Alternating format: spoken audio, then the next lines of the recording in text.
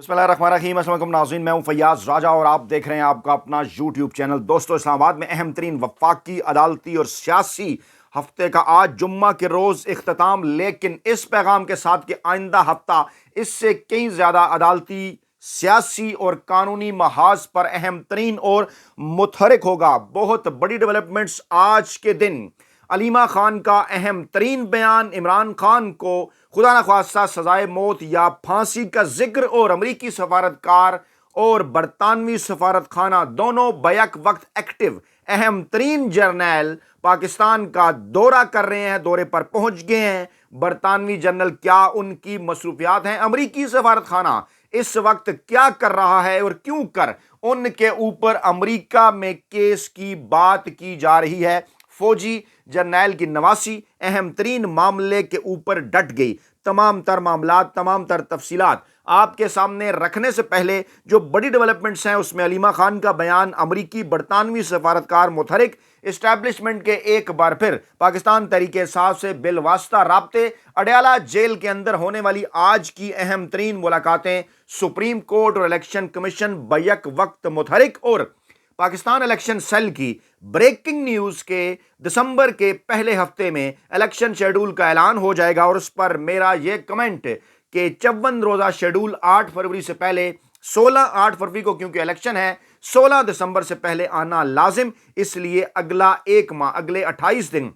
इंतहाई अहम करार दिए जा रहे हैं। और सुप्रीम कोर्ट में 30 नवंबर से पहले अहम तरीन और बड़े फैसले सुप्रीम कोर्ट ऑफ पाकिस्तान से मुतहरिक। जो बड़ी डेवलपमेंट सबसे आज हुई वो थी जनाब, हुकूमत और वजारत दिफा ने फौजी अदालतों में सिविलियंस के ट्रायल को कलदम करार देने का फैसला चैलेंज कर दिया। और इसके साथ ही मुख्तलिफ सियासी जमातों के ट्रोल्स और सोशल मीडिया सेल, जिनमें मरियम नवाज का सेल और दीगर सेल शामिल हैं, उन्होंने उन 5 जजों के खिलाफ गलीज प्रोपेगेंडा शुरू कर दिया जिन्होंने फौजी अदालतों के खिलाफ फैसला किया था। और अब दरखास्तों में आर्मी तनसीबात पर हमलों के मुलजमान का ट्रायल फौजी अदालतों में न करने का फैसला कलदम करार देने की इस्तदा की गई है। सेक्रेटरी दिफा के तवसत से वफाकी हुकूमत ने यह दरखास्त दायर की और इन्होंने मौक़िफ़ अपनाया जनाब के इससे मुल्क को नाकाबिले तलाफी नुकसान पहुंचेगा। वाज़ेह रहे कि कल के फैसले में 9 मई का जिक्र भी आया था चीफ जस्टिस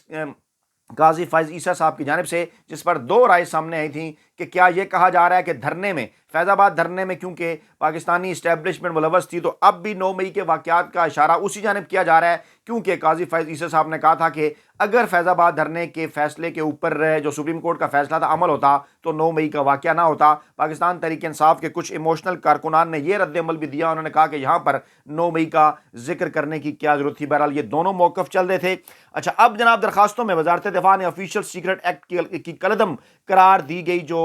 बहाल है उनको,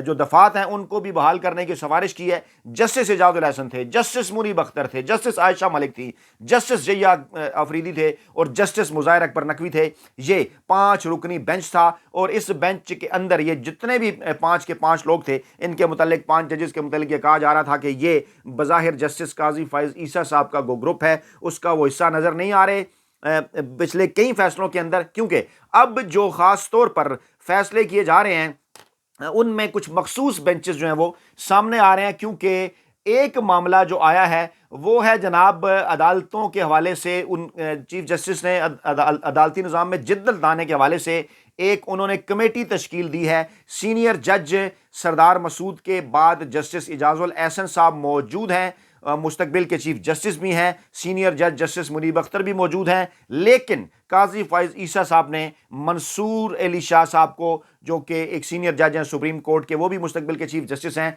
लेकिन एजाजुल एहसन साहब के बाद उनकी सरबराही में जुडिशल ऑटोमेशन कमेटी तश्कील दी है। और इसके अंदर जस्टिस मोहम्मद अली मज़र के अलावा हाई कोर्ट्स और वफाकी शरीयत कोर्ट के जजेस भी शामिल हैं। वकला बरादरी की जानिब से और कई कवर करने वाले अदालतों को जो सहाफ़ी हैं उनकी जानिब से ये राय सामने आ रही है कि मंसूर अली शाह साहब और काजी फैज़ ईसा साहब कई मामलात के ऊपर एक ही पेज के ऊपर नज़र आते हैं और एलामिया के मुताबिक अब उन्हीं की सरबराही में कमेटी बनी है। तो जस्टिस काजी फैज़ ईसा साहब जो माजी में इस किस्म के एतराज़ात उठाते रहे हैं कि जस्टिस बंदयाल अपनी मर्ज़ी के बेंचेस बनाते हैं, उन्हें इन मामलात को भी जो है वो देखना होगा। अच्छा, उसके साथ साथ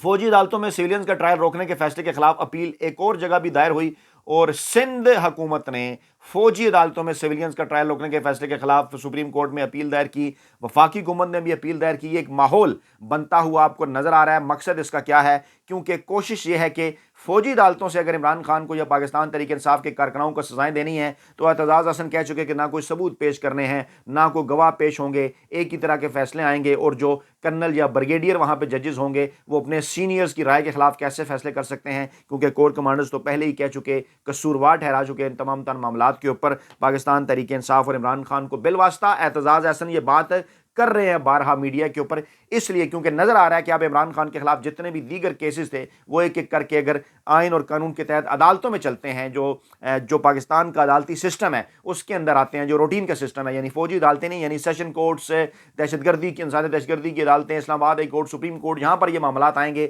تو ایک ایک کر کے ختم ہو جائیں گے، نظر آ رہا ہے۔ اس لیے ایک بار پھر اس فوجی عدالتوں کا جو معاملہ ہے اسے اٹھایا گیا، اور تاریخ ہے اس کی ایک کہ نواز لیگ نے ہمیشہ سے نہ صرف فوجی عدالتیں بنائیں بلکہ فوجی عدالتوں کی سپورٹ بھی کی۔ پہلا دور، دوسرا دور، تیسرا دور، نواز شریف کے تمام ادوار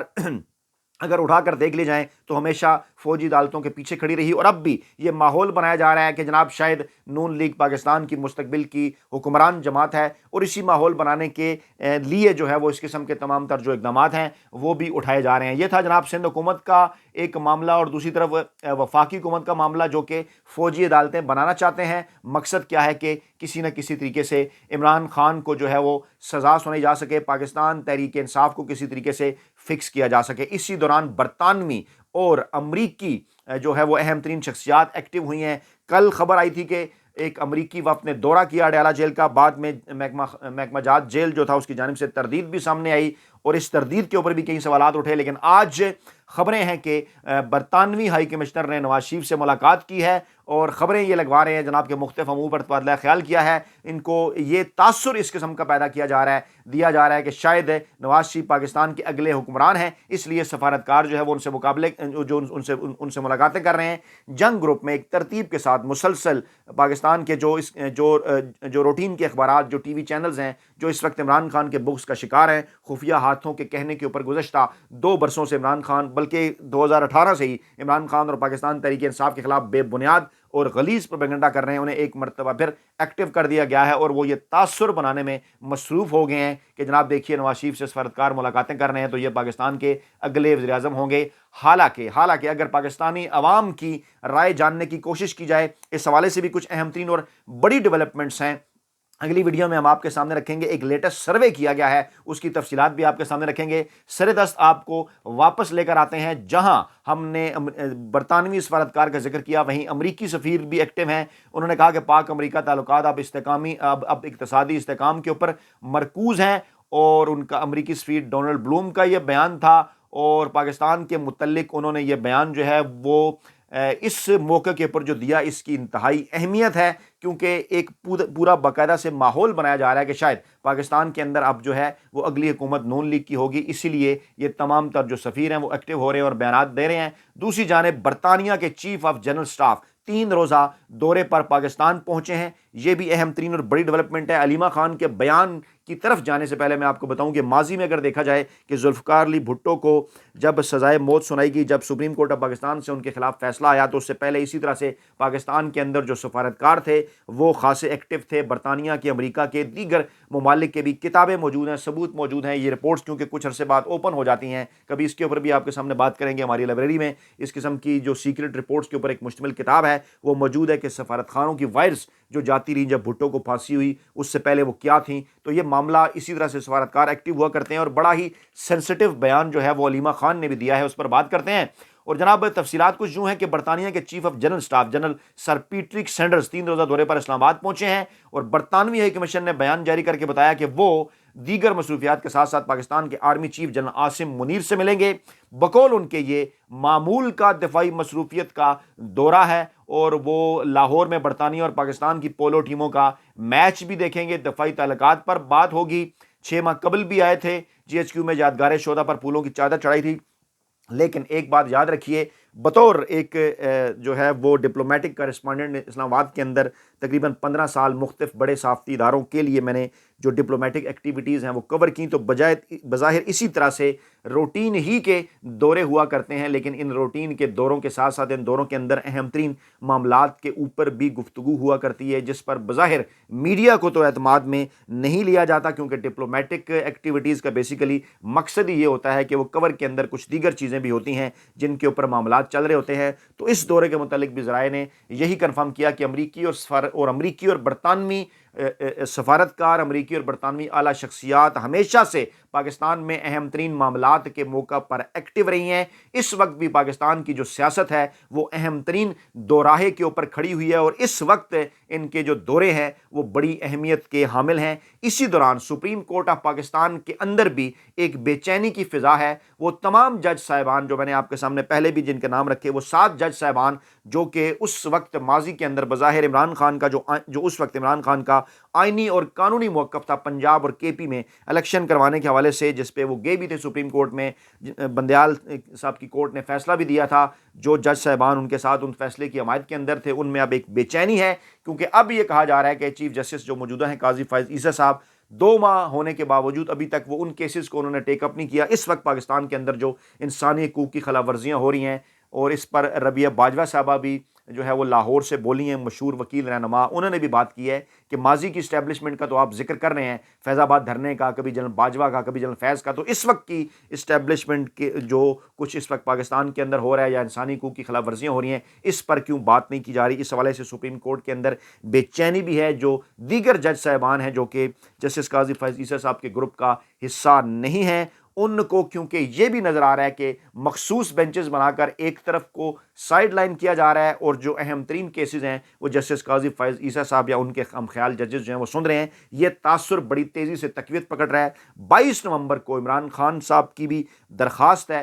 سائفر کے معاملے کے اوپر، جو اسلام آباد ہائی کورٹ نے ان کی ضمانت کینسل کی تھی، سپریم کورٹ کے سامنے یہ معاملہ آیا ہے۔ سردار طارق مسعود صاحب دیکھ رہے ہیں، جسٹس عائشہ ملک ہیں، جسٹس جئی آفریدی ہیں، اس کے اوپر بھی بینچ کے اوپر بھی بات ہو رہی ہے کہ سردار طارق مسعود صاحب اگر اس کی سربراہی کر رہے ہیں تو اس سربراہی کرنے کی دیگر کیا وجوہات ہیں۔ ماضی میں سردار طارق مسعود صاحب کے نواز شریف کے کو ریلیف دینے کے حوالے سے فیصلے، یا جو فیصلے پاکستان تحریک انصاف کے خلاف آئے، وہ جو ہے وہ ساری چیزیں بھی آپ کے سامنے، اس لیے یہ ڈیولپمنٹ جو ہے انتہائی اہم اور بہت بڑی ہے۔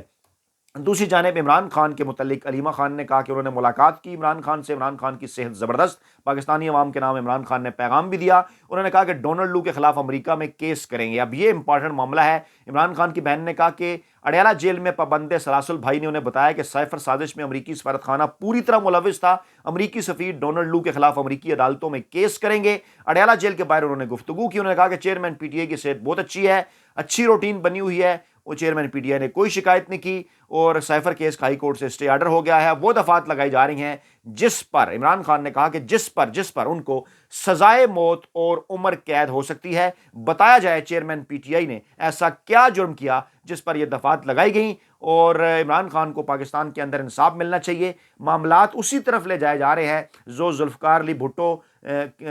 کے معاملے میں لے کر جو ہے وہ لے جائے گئے، لیکن اب وہ دور نہیں ہے۔ ایسا علیمہ خان نے واضح کیا کہ اب وہ دور نہیں ہے۔ ڈیجیٹل میڈیا، سوشل میڈیا کا نئی نسل کا دور ہے۔ پاکستانی عوام سب کچھ جانتی ہے، نوجوان نسل کے پاس تمام تر معلومات ہیں۔ معاملات اس وقت پاکستان کی عدالتوں کے اندر تو ہیں، لیکن اس سے پہلے کہ پاکستان کی عوامی عدالتوں کے اندر یہ جائیں، عدالتوں کو ان تمام تر معاملات کا نوٹس لے کر آئین اور قانون کے مطابق فیصلہ کرنا چاہیے۔ امریکی سفارت خانہ سازش میں ملوث ہے، پاکستانی عدالتوں سے انصاف نہ ملا تو ڈونلڈ لو کے خلاف امریکہ کے اندر بھی جو ہے وہ کیس کریں گے۔ یہ اہم ترین اور بڑی ڈیولپمنٹ ہے۔ اور پھر اسی دوران ایک اور اہم ترین معاملہ، جو سابق آرمی چیف پاکستان کے آصف نواز جنجوعہ صاحب، جن کو نواز شریف صاحب نے ایک وقت بی ایم ڈبلیو گاڑی کی آفر بھی کی تھی جب وہ آرمی چیف تھے، ان کی نواسی ہیں، سلمان شاہ کی بیٹی ہیں، معروف فیشن ڈیزائنر ہیں خدیجہ شاہ، وہ ڈٹ گئی ہیں ایک بار پھر اس نظام کے حوالے سے، اور ان کو کیونکہ ان کو توڑا نہیں جا سک رہا، 30 دن کے لیے ان کی نظر بندی کے احکامات جو ہیں وہ جاری کر دیے گئے ہیں۔ نوٹیفیکیشن ڈپٹی کمیشن لاہور نے جاری کیا ہے کہ جناب یہ